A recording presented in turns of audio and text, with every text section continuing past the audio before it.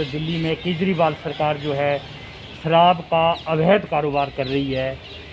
कई ऐसे एरियो में जहाँ पर जो है ठेके नहीं खुलने चाहिए थे वहाँ खोल दिए गए हैं। दूसरी तरफ शिक्षा को लेके भी बहुत से स्कूल, बहुत से कॉलेज जो मॉडल उन्होंने बताया था उस पर काम नहीं हो रहा है।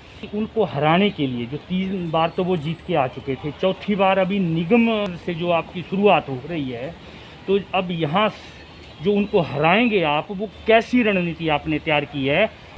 देखिए, हमारी पूरी तैयारी है।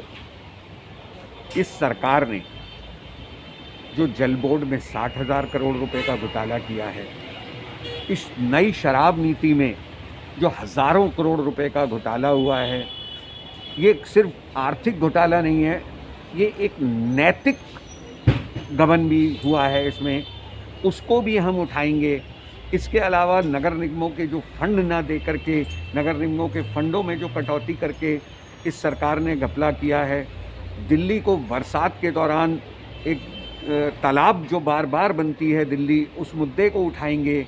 हम दिल्ली सरकार के द्वारा सिर्फ स्कूलों को लेकर के झूठे आश्वासन कि हमारी शिक्षा व्यवस्था बड़ी उत्तम है, मगर दिल्ली में आज 70% से अधिक सरकारी स्कूलों में सेकेंडरी लेवल पर साइंस और कॉमर्स पढ़ाने की व्यवस्था नहीं है। 50% से अधिक स्कूलों में प्रिंसिपल नहीं है रेगुलर। 30% से अधिक शिक्षकों के पद खाली हैं। गेस्ट टीचर्स का मुद्दा है। राशन कार्ड नहीं बन रहे हैं गरीबों के। तो इस तरीके से बहुत सारे मुद्दे हैं इस सरकार के भ्रष्टाचार के, जो इस नगर निगम के चुनाव में एक बड़ा मुद्दा बनेंगे। देखिए, दिल्ली का नगर निगम का चुनाव कभी भी एक मुद्दे पे नहीं लड़ा जाता, मल्टीपल मुद्दों पे लड़ा जाता है। और हम इस सरकार के भ्रष्टाचार की पोल खोलेंगे और दिल्ली की जनता को ये विश्वास दिलाएंगे कि नगर निगम, बेशक नगर निगम में इन 5 साल में कुछ समस्याएं रही हैं आर्थिक तंगी के कारण, मगर उसके बावजूद नगर निगमों ने जैसे तैसे बेसिक, प्राइमरी और स्वास्थ्य सेवा खासतौर पर कोरोना काल में बहुत अच्छे से दी है। मगर और अगर केजरीवाल सरकार हमारे से राजनीतिक द्वेष से हमारे फंड काटना बंद कर दे तो हम और बेहतर सेवा दें। ये तो बहुत अच्छी बात है सर, आपकी तैयारी पूरी चल रही है। लेकिन जैसे पिछले 3 दशकों से देखा जा रहा है कि केजरीवाल ने सबको फ्री का लुभावना ऐसा को लड्डू दिया है, जिससे जो है आम जनता जो है, गरीब जनता जो है, इसमें फंस जाती है। देखिए, फ्री के इसको कैसे आप इस भ्रम को तोड़ेंगे और जीत पाएंगे आप? फ्री के जितने भी जलवे थे, उनके बावजूद भी 2015 में केजरीवाल जीत के आए थे और उन्होंने तुरंत बहुत सारी चीज़ें फ्री बांटी थी।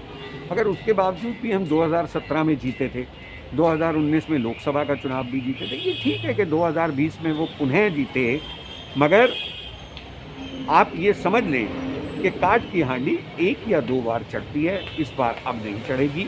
और भारतीय जनता पार्टी आने वाला नगर निगम का चुनाव पहले की तरह जीतेगी और बेहतर तरीके से। और जिस तरह से आप पंजाब को देखते हैं, पंजाब में नेक्स्ट उन्होंने सीएम बनाने की उनको कोशिश कर रहे हैं, तो क्या वहाँ भी इसी तरह से ये झूठे वादे करके लोगों को फंसाना चाहते हैं?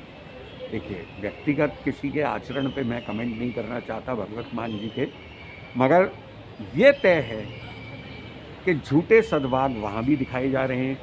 दिल्ली में महिलाओं को कोई 1000 रुपया नहीं मिलता, पंजाब में 1000 रुपया देने का ख्वाब दिखाया जा रहा है। वर्चुअल रैली के बारे में उसे हम विस्तृत रूप देने जा रहे हैं, उस सब के बारे में अपना वक्तव्य रखें। आज जिस महत्वपूर्ण मुद्दे पर हम आपके बीच आए, और मुझे पूरी उम्मीद है कि आपके माध्यम से ये मुद्दा दिल्ली के अंदर, जो आज एक बहुत महत्वपूर्ण प्रमुख मुद्दा बन गया है दिल्ली सरकार के खिलाफ। जैसा कि आप जानते हैं कि केजरीवाल सरकार की भ्रष्टाचार में लिप्त नई शराब नीति के खिलाफ भारतीय जनता पार्टी पिछले 2-2.5 महीने से लगातार संघर्ष कर रही है। हमने इसके लिए चक्का जाम भी किया। हमने एक प्रयास किया, हमारे अध्यक्ष जी ने एक प्रयास किया, जिसके बाद नगर निगमों ने बहुत सारी अनऑथराइज्ड रूप से खुली शराब की दुकानों को सील भी किया है। और हम इस केजरीवाल सरकार की इस भ्रष्ट शराब नीति को जनता के बीच ले जाने के लिए लगातार काम कर रहे हैं, करते रहेंगे। और इसी श्रृंखला में कल एक बड़ा कदम एक वर्चुअल रैली के रूप में उठाया गया है, जिसका विस्तृत वर्णन आपके समक्ष हमारे अध्यक्ष श्री आदेश गुप्ता जी अभी रखेंगे। इस मुद्दे पर जो नई शराब नीति दिल्ली सरकार लाई है, केजरीवाल साहब लाए, इस शराब नीति के खिलाफ भारतीय जनता पार्टी लगातार आंदोलनरत है। हमने चक्का जाम किया, हमने सर्वधर्म सभा की केजरीवाल जी की सद्बुद्धि के लिए, और पूरी दिल्ली में हमने 15 लाख से अधिक हस्ताक्षर अभियान चलाया मोर्चाओं के द्वारा, और जगह जगह पर ये आंदोलन जारी है। इस आंदोलन की सफलता भी हम आपको बताना चाहते हैं कि जिसके कारण से 300 से अधिक अवैध दुकानें निगम के द्वारा सील की गई हैं, और बहुत सारी अभी ऐसे ठेके हैं जो non conforming area unauthorised colony, mix land use की सड़कों पर या स्कूलों और धार्मिक स्थलों के आसपास वो वहां पर हैं। और इसके साथ ही साथ जिस तरह से आपको पता है केजरीवाल सरकार लगातार शराब माफिया के साथ मिलकर शराब माफिया को वो सहयोग और शराब माफिया को वो ज्यादा से ज्यादा कैसे वो कारोबार करे, इसके लिए वो सहायता दे रहे हैं। पिछली दिनों में उन्होंने जहां नई शराब नीति लागू की, वहीं उस शराब नीति के अंदर जब उन्होंने हजारों की संख्या में दुकानें ठेके खोलने का निर्णय लिया, और उसके बाद शराब माफिया को फायदा पहुंचाने के लिए 21 ड्राई डे थे, जिसमें 21 ऐसे दिन साल में जहां शराब नहीं बिकती थी, दुकानें बंद रहती थी, लोगों के लिए निषेध था। और उन 21 दिनों को घटाकर 3 दिन करना सीधे सीधे शराब माफिया को करोड़ों रुपए का फायदा पहुंचाना है।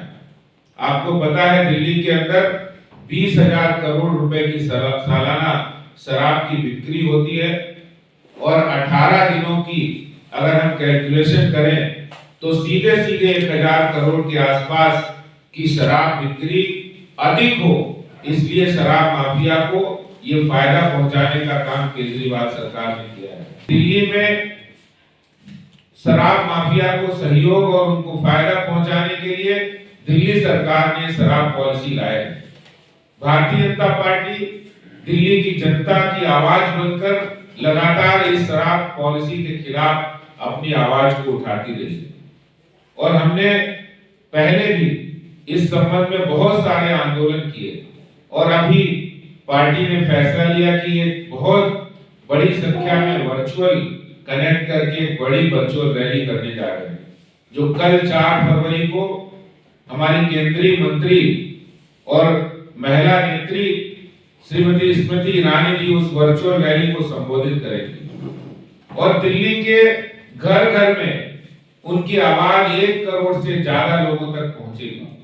हमने इसके लिए विशेष प्रबंध किए हैं।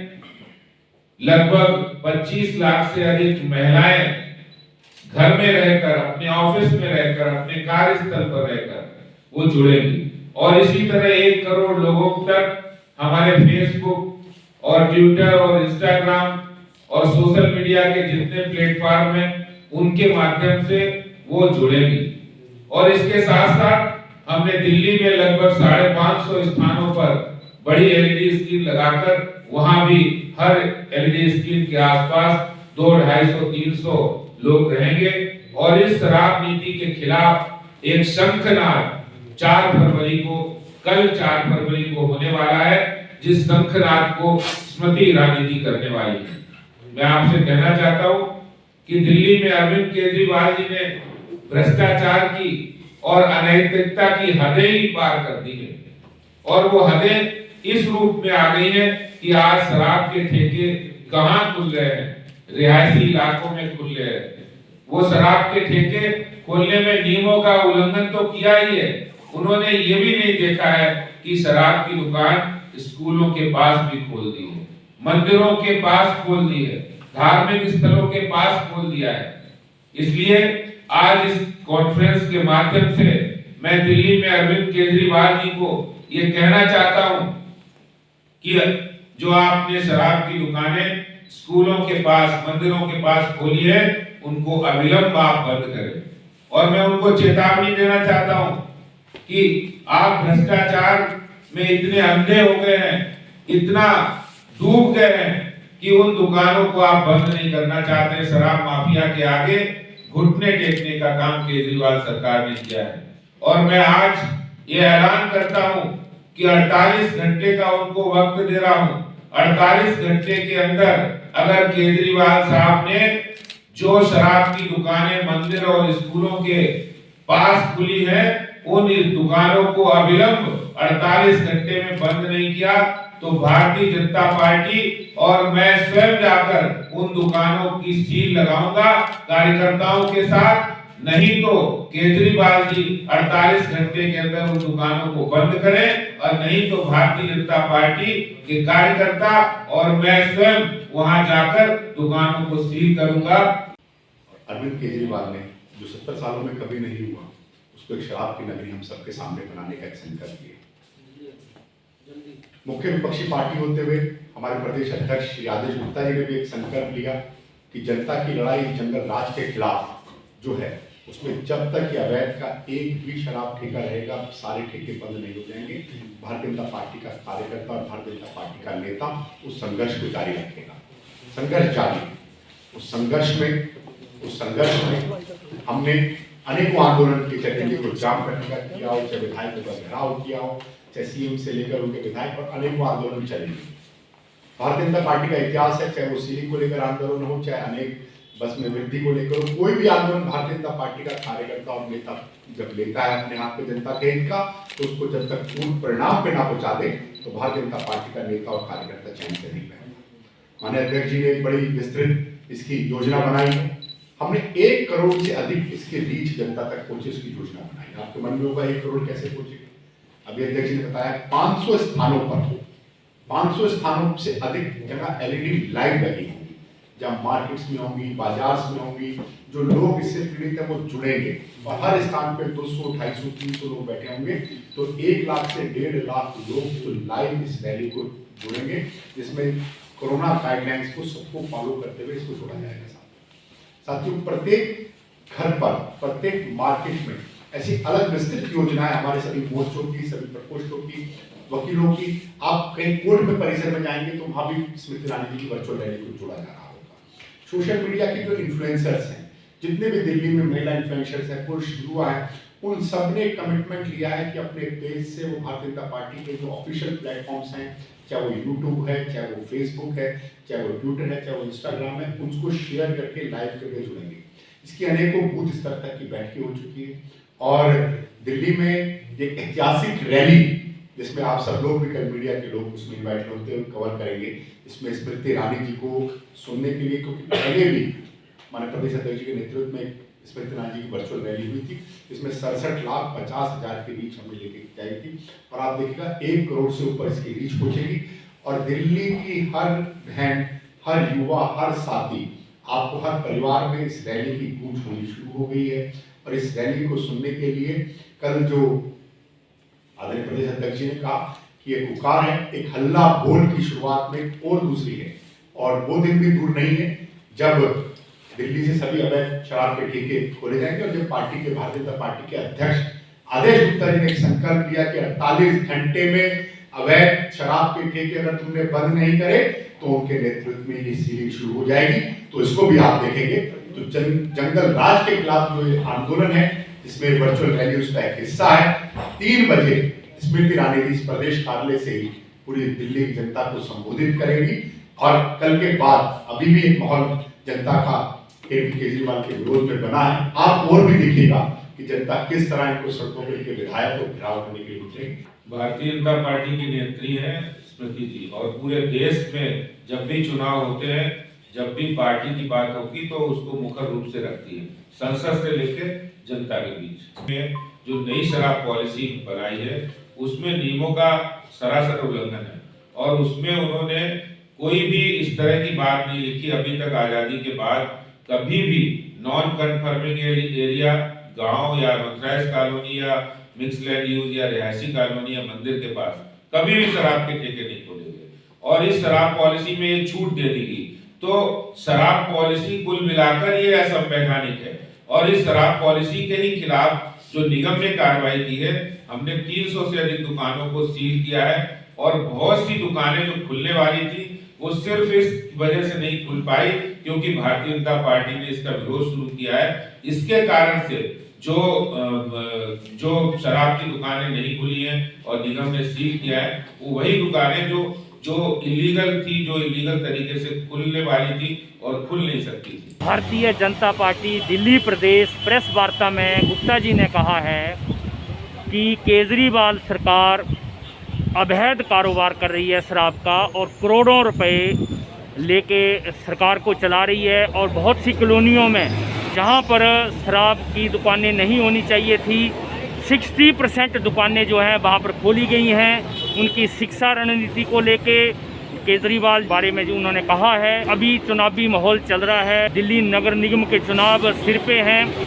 आज उन्होंने कहा है कि जितने भी शराब के ठेके हैं वो अवैध रूप में यहाँ पर चल रहे हैं। इसमें केजरीवाल सरकार को उन्होंने अल्टीमेट दिया है, उनको बंद नहीं किया गया तो वो खुद जाके वहाँ पर सील कर देंगे ठेकों को। भारतीय जनता पार्टी दिल्ली प्रदेश